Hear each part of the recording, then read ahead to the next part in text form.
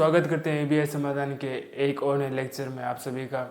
जो हमारा जो चल रहा है सेमेस्टर सेकंड की बात करें तो उसके अंदर भी अगर बात करें यूनिट नंबर 2 पी ब्लॉक, और पी ब्लॉक का जो अंतिम टॉपिक था हमारा वो था जीनोन।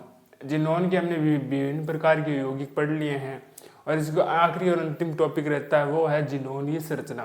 क्या रहती है? जीनोन की संरचना। अब देखिए जीनोन की जब संरचना की बात करें उसके तहत ही हमने जीनोन डाइफ्लोराइड की अगर बात करें, जीनोन टेट्राफ्लोराइड, इनकी सभी की बात करें, परंतु आप देखोगे कि इसको हमने किसके द्वारा दर्शाया था? वीबीटी के द्वारा। वीबीटी के द्वारा हमने जो संरचनाएं थी किसकी? जीनोन डाइफ्लोराइड, इनकी जो संरचनाएं थी और आकृतियों की हमने बात की थी वो हमने वीबीटी के विस्पर के नियम से समझाई थी। मैंने कहा था किस प्रकार से बंदी होते हैं और किस प्रकार से क्या होते हैं, अबंदी इलेक्ट्रॉन पाए जाते हैं, किस प्रकार से बंदी और अबंदी पाए जाते हैं। तो आपने जीनोन के अंदर हमने देखा था कि इसके पास क्या था? 5s था, 5p था और क्या था? 5d था। s की अगर बात करें तो p के पास तो 3 इलेक्ट्रॉन कक्षक और d के पास 5 कक्षक थे। 5d पास कितने कक्षक थे? 5 कक्षक थे। अब देखिए इनकी अगर मैं संयोजकता की बात करूं, कुछ इस प्रकार की इनकी संयोजकताएं थी,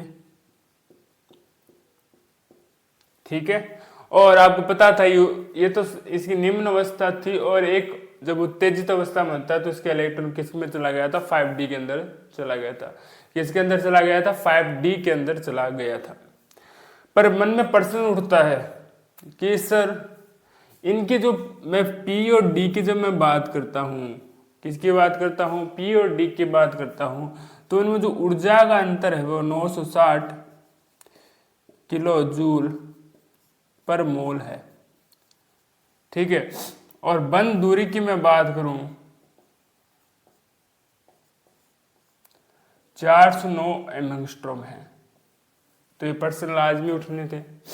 क्या थे ये प्रश्न? लाजमी उठने थे कि इनके मध्य जो बंद दूरी है वो तो है 4.9 एंगस्ट्रॉम और 960 किलो जूल पर मोल इसकी क्या थी? ऊर्जा थी।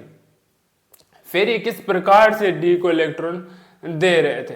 अगर वीबीटी की बात करें, वीबीटी से अगर समझाया जाए तो वीबीटी क्या कहता है? जो हम फ्लोराइड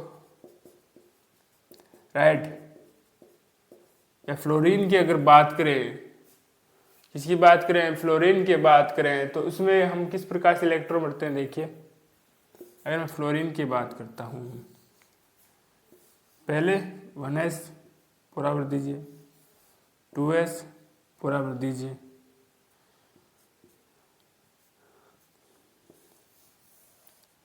टू पी,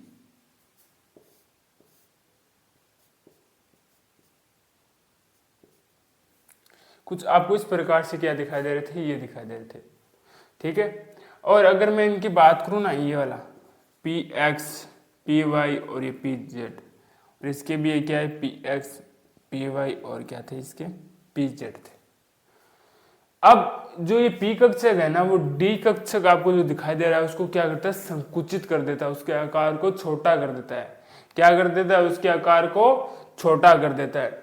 जब ये इसके आकार को जब ये छोटा कर देता है, इसके आकार को क्या संकुचित कर देता है, तो बहुत आसानी से क्या होता है? इसमें इलेक्ट्रॉन चले जाते हैं। ये क्या बताता है हमें? वीबीटी बताता है। क्या बताता है हमें? वीबीटी बताता है। जब मैं एमओटी की बात कर रहा हूं, जब मैं इसको एमओटी के हिसाब से बताने का प्रयास करूं तो ये क्या कहते हैं?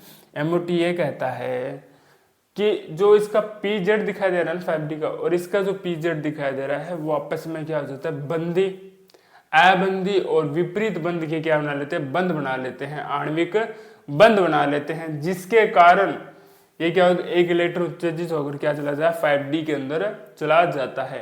किसके अंदर चला जाता है? 5D के अंदर चला जाता है। जब मैं बात करूं जीनोन डाइफ्लोराइड की बात कर रहा था, मैंने कहा था ये लीनियर था, अर्थात एक रेखीय था, और इसके जो संक्रमण की बात करूं sp3d था।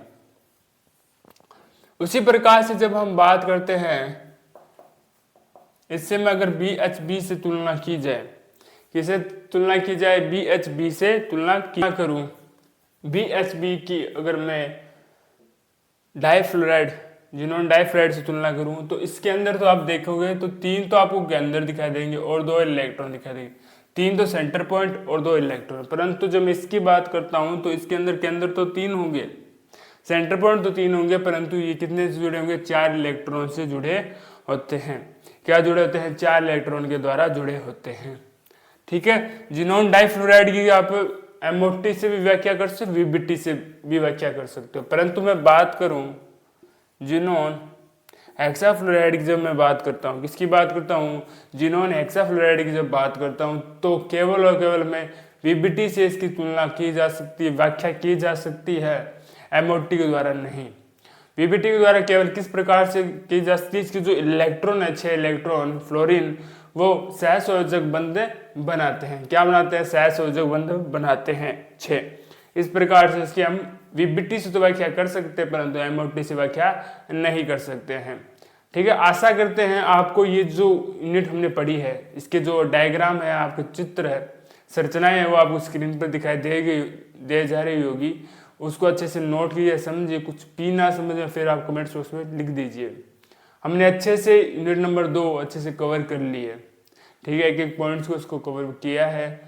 ठीक है, इसके बाद जो शुरू करने वाले यूनिट नंबर 3 जो डी ब्लॉक से रिलेटेड है, यूनिट नंबर 3 और 4 दोनों ही डी ब्लॉक से रिलेटेड, और अंतिम यूनिट की बात करें वो F ब्लॉक है आपकी। ठीक है, आशा करते हैं आपको अच्छे से इसको पढ़ा होगा। लगातार हमने यूनिट नंबर 1 और 2 का भी इसके साथ रिवीजन करते रहिए। ठीक है, मिलते हैं आपको एक नए लेक्चर के साथ। धन्यवाद।